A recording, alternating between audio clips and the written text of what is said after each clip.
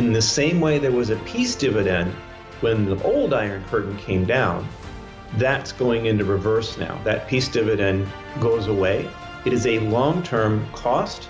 It is an inefficient, deglobalized, less efficient market. Means higher cost for everything. Cost of living is going up. That means inflation, and everything else we know follows from that. Here at Liberty and Finance, we're licensed brokers with Miles Franklin. We are standing by the inventory, ready to make sure you get what you need, even into the wee hours of night and on weekends, because preparedness doesn't stop. Call us 1-888-81-LIBERTY. That's 1-888-815-4237. Hey everyone, this is Elijah K. Johnson with Liberty and Finance. And back with us today is our good friend Lobo Tiggre from the Independent Speculator. Lobo, thank you so much for joining us today. Happy to be with you. Lots of stuff going on. Good time to talk. Definitely. Now, I wanted to first start on the new Iron Curtain that you've been talking about. Last time we had you on, you had mentioned that really there's this divide, obviously with the Ukraine-Russia situation, causing a divide between the East and West. And it seems like this Iron Curtain that's being developed economically is here to stay, you say.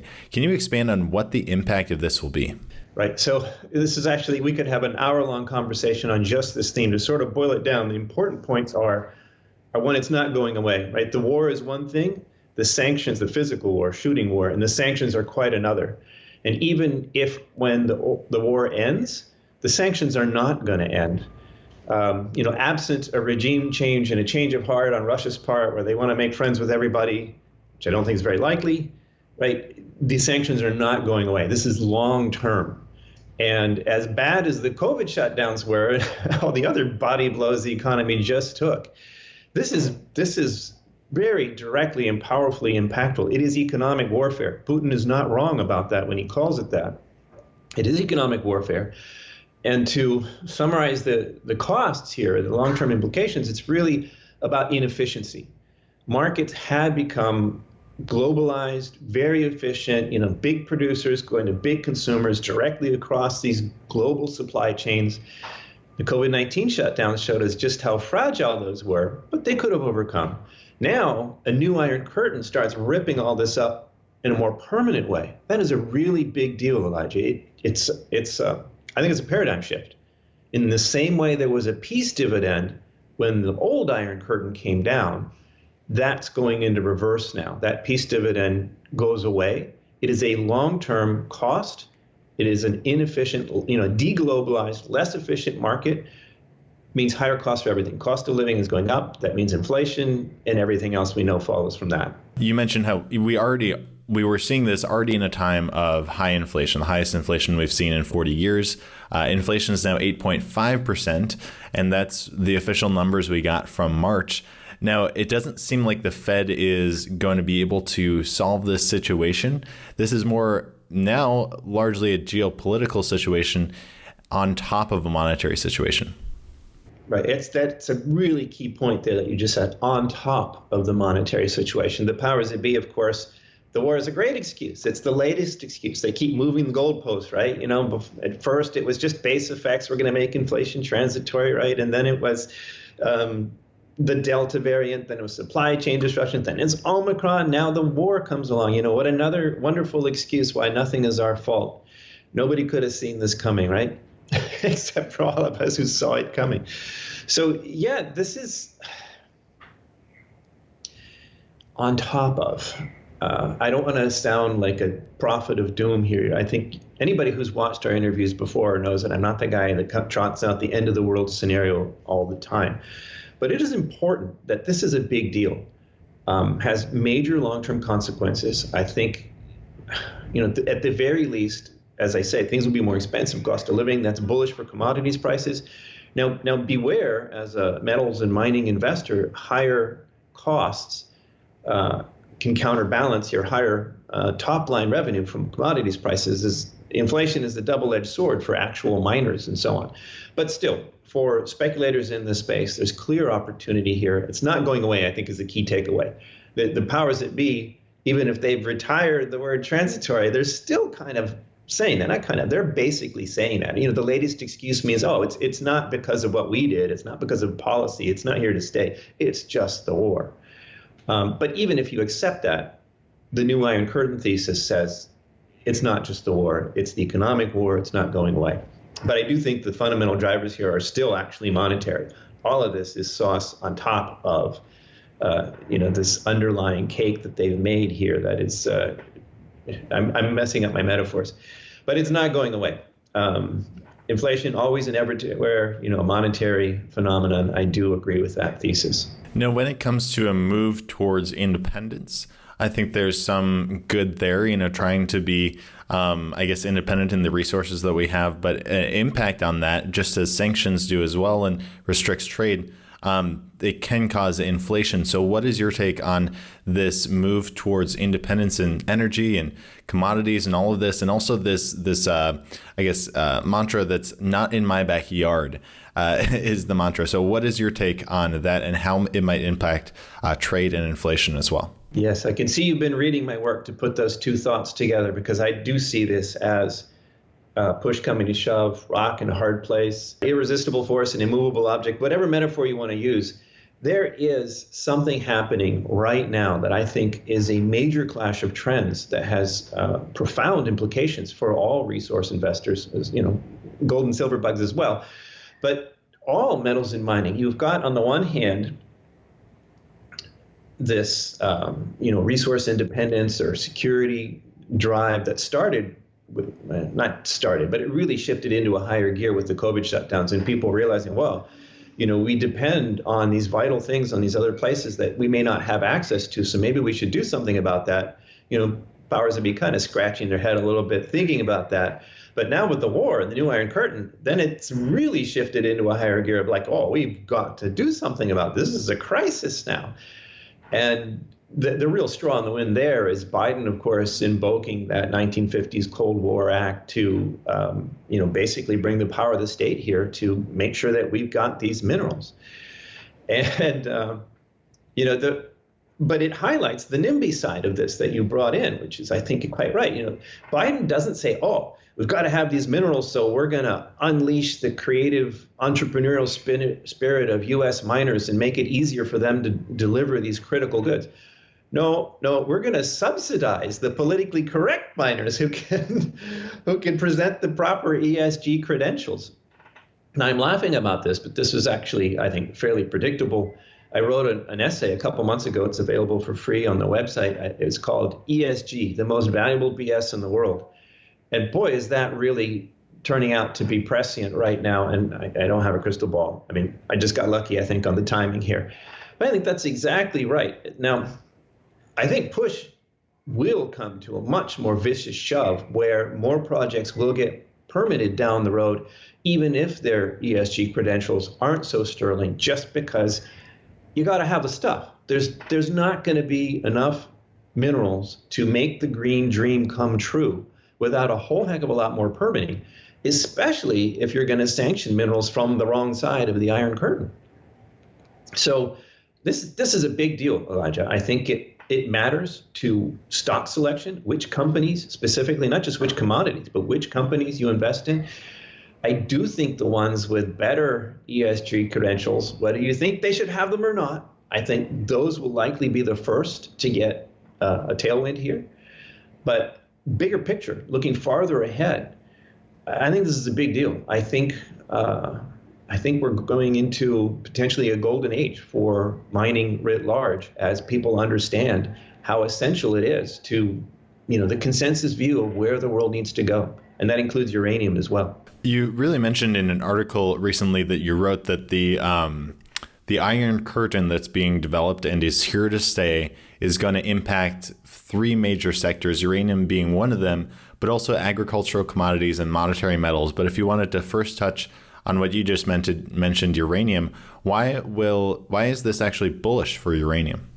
Well, the thesis of just the markets being deglobalized and less efficient is bullish for all commodities prices, including uranium. Now, Russia itself is a producer, though Kazakhstan is famously the biggest, cheapest producer. And Kazakhstan is not Russia. And it's really important to understand that even though Kazakhstan is one of Russia's closest allies, they are different countries. And so far, Kazakhstan has not been sanctioned. And I suspect that the powers that be understand that, it's hard enough for them to think of sanctioning Russian energy, as critical as it is. To sanction Kazakhstan on top would be really making things very, very difficult. But Kazakhstan is a close Russian ally, and a lot of Kazatomproms, for example, or other production goes out through Russia. So potentially there could be issues there, supply chain issues, if nothing else. But Russia is also a major producer of enriched uranium. And so that's, one step closer to what actually goes into your reactor. And that's important because that is being sanctioned. The new U.S. sanctions specifically cover Russian state-owned enterprises, and those are the ones that produce this enriched uranium in Russia.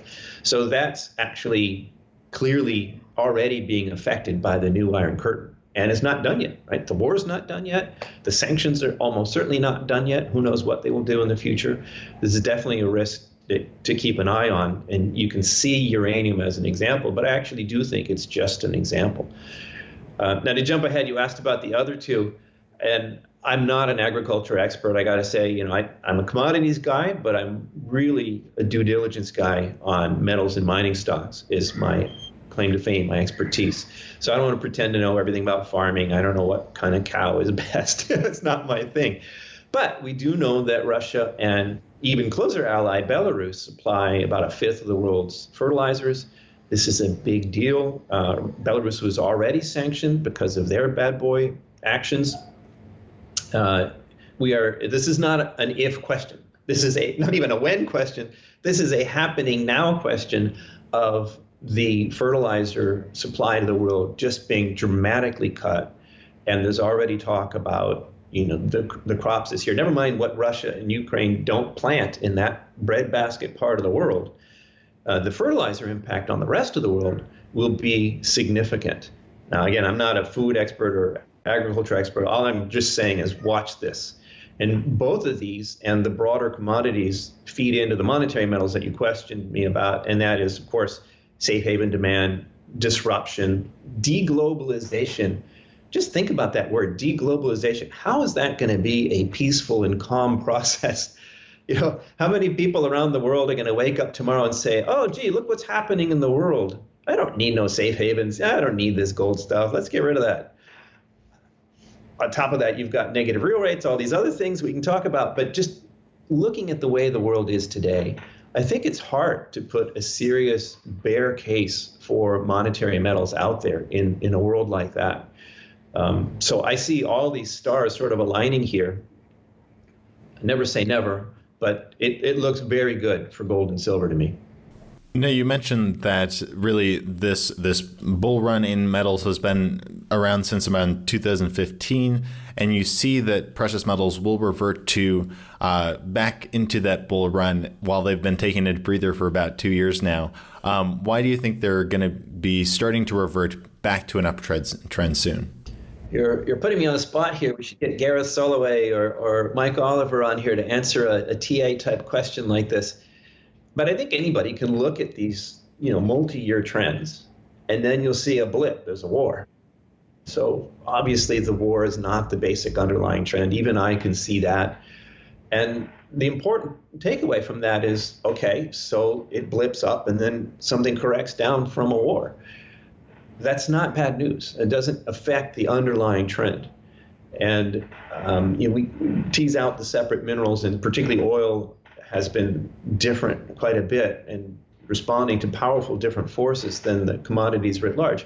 But writ large, the super cycle did start years ago. I mean, people are just discovering the super cycle now on mainstream media, but it's been going for years. We're well into it. I do think it has a long way to go. I'm not saying it's too late. But that is a big upward trend. And again, without proclaiming myself a chartist, I'm not. I just want to say that I see that as a major multi-year trend.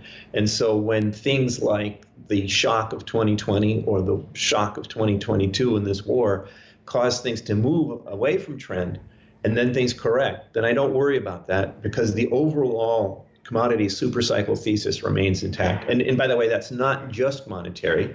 It's also, decades of underinvestment. I mean, there's a lot of support, fundamental support for that commodity supercycle bull thesis. And like you mentioned, with everything happening in the world right now, it's hard to be bearish on commodities right now. But it's kind of shocking to me that we haven't seen a bigger move up in precious metals with everything happening right now. And as you've mentioned very recently, how it seems like we're closer to World War III than we've been in for for years. So why aren't metals moving faster than they are right now? Well, you have been reading my work. So the World War III comment, again, I really want to take a step back and not come across as a prophet of doom. I'm not predicting World War III. But the fact is, just look at what's happening. Russia just tested a new ICBM, nuclear-capable ICBM. There's talk, even on mainstream media, not just the Financial Survival Network or places for us extreme lunatic fringe types who hoard gold or whatever. I mean, mainstream people. That's tongue-in-cheek. I love you all.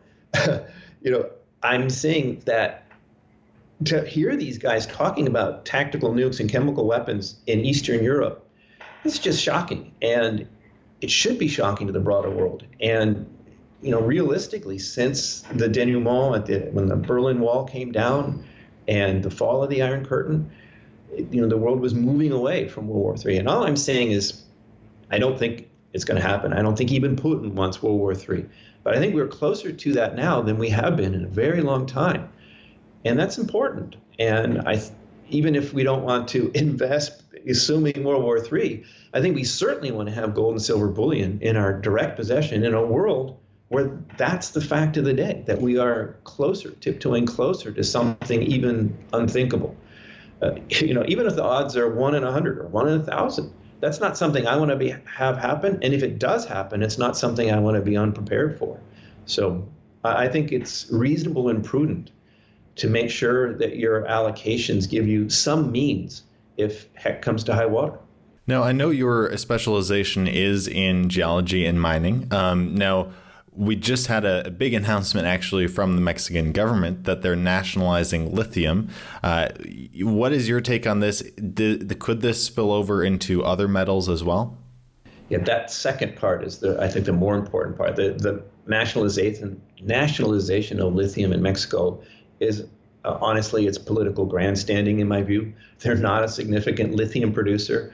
There are some companies running around exploring for lithium, but it's not like Chile or with their giant lithium brines. I mean, it's almost a non-event actually to seize an asset that is almost not an asset. I mean, somebody down there drank the Kool-Aid. Lithium is the new oil thing. Oh well, oil. Well, we got to nationalize that. But and they don't understand what a bad idea. If you look at Pemex, if now we're going to have Lithmex, and it'll be just as inefficient and it'll be just as much a disaster as Pemex is. So not a good idea, no matter how you slice it. But boy, I'm sure it plays well as, populist politician pandering to voters. Oh, yes, we're going to make sure those gringos don't take our green oil. But since they're not producing any green oil, it really doesn't matter. The follow-on, though, is just that it is a nationalization, though. That is a big deal. And as I understand the bill, I guess I'm not sure if it's been signed yet and is now law, but as I read the document, it's a critical mineral. It's not just lithium. It can be applied to anything else that's deemed to be critical for the nation of Mexico. So, tomorrow it could be copper, graphite, gold and silver, anything they decide is critical. Now, I don't want to be too scaremonger here, because I think even a populist like AMLO understands in this day and age that if you just go out and nationalize everything, that's hardly going to encourage investment in your country, which does matter.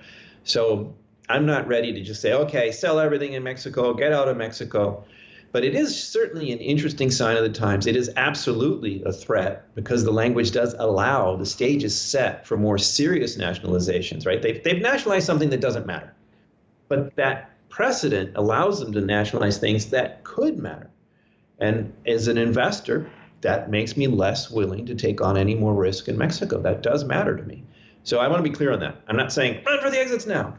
I'm saying, this is worth paying very close attention to, making sure it doesn't get worse. And pulling back to the bigger picture, Elijah, you've got this not in my backyard thinking, but you've got the green agenda and you've got the new Iron Curtain. And then you've also got resource nationalism, don't steal my gold or my lithium or whatever. If the world becomes increasingly fragmented, it's not just supply chains, it's supply at all. If you can't get your lithium from Mexico, and if Chile, by the way, which is having a constitutional referendum, were to nationalize important minerals down there, and Argentina, perennial political basket case, you might just not have access to supply for some of these critical minerals unless you're willing to mine it in your own backyard. I do think that is a trend for years to come where, let me be careful here. I'm not saying run out and buy projects that have been shot down by the regulators today that are not permitted, and because tomorrow they will be, because they might not be. But I am saying that is a trend where we can watch for opportunities, and as permitting becomes possible in places where it was not possible before, there will be opportunity. No, when it comes to the aspect of nationalization, do you see this? I mean, it seems like what you're saying is now it's precedent in Mexico. Do you see this moving to other countries, though? Could other countries, for example, the U.S. or other jurisdictions where there's a lot of mining, start nationalizing mines or start nationalizing certain metals? Never say never, Elijah, but it would seem pretty unlikely to me for the U.S. to follow in Mexico's footsteps. It would seem less unlikely to me for other Latin American countries to do that. We in the U.S., I say we, royal we, a lot of us, sorry, but it's true, kind of look down on Mexico as this poor little brother we have hanging on, totally dependent on us. But in Latin America, Mexico is a big and relatively wealthy country. It's looked up to by many Latin American countries. Mexican TV shows proliferate throughout Latin America, and they've been a leader there for many years. So the culture is seen completely differently down there. And if in that environment you've got constitutional referendums, you've got populist movements, they may not say they're copying Mexico, but it's certainly something that I can see having more influence down there. Oh, look what they did. If they could get away with it, why couldn't we? That sort of thinking, even if they don't admit it. I'm not ready to say that there's going to be this new wave of nationalization breaking out, certainly not in the immediate future. But as a straw in the wind goes, this is actually a big deal, and it's not good news. Well, if people are interested in learning more about everything that we've talked about today from a really independent perspective, go to independentspeculator.com. Can you share with our viewers about that and any last thoughts you had? Well, thank you very much. That's the everybody stop listening cue, but for those 2 or 3 people still listening, I want to stress, sure, come to Independent Speculator. I have a free weekly newsletter. We won't spam you every day if you sign up. But I want to stress that I think this push come to shove of these different forces that we're talking about today is really important. These are powerful megatrends. I don't think they're transitory. I think we are seeing the reshaping of, many things, the global economy as a whole, commodities in general, but specifically the mining sector is going to be rebuilt worldwide as I do think the NIMBY thinking, the not in my backyard thinking, that will have to take a back seat to these other priorities, which are clearly untouchable for the powers that be. So we are going to see big changes in the world, and speculators who see them coming and position themselves appropriately, I think, stand to benefit. All right. Well, Lobo Tiggre, once again, thank you so much for your time, and God bless. Thank you, Elijah. Miles Franklin Precious Metals is one of America's oldest and most trusted bullion dealers.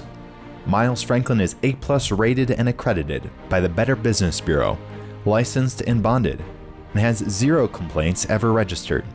Here at Liberty and Finance, we are licensed brokers with Miles Franklin. To order, simply call us, discuss your needs, and we will let you know our live inventory, prices, and availability, and lock in your order over the phone. Once your order is locked, the price is held for you regardless of market fluctuations, and the metals are reserved for you awaiting your settled payment. Within 1 business day of ordering, you will receive an email invoice detailing the order and payment instructions. Miles Franklin accepts payments by bank wire, ACH or electronic check, money order, check mailed priority mail, and cryptocurrency. The fastest forms of payment are bank wire and cryptocurrency. Upon settled payment, metals will ship out within 3 to 5 business days. You will receive tracking information via email. Domestic shipping charges are $15 for any order under 500 ounces of silver or 10 ounces of gold. For orders larger than that, domestic shipping is free. The package will be double boxed, fully insured, and labeled discreetly, with no indication of the contents inside. For your privacy, the name Miles Franklin will not even be on the package. To talk to myself, Elijah, my brother Kaiser, or my father Dunnigan, call 1-888-81-LIBERTY. That's 1-888-815-4237.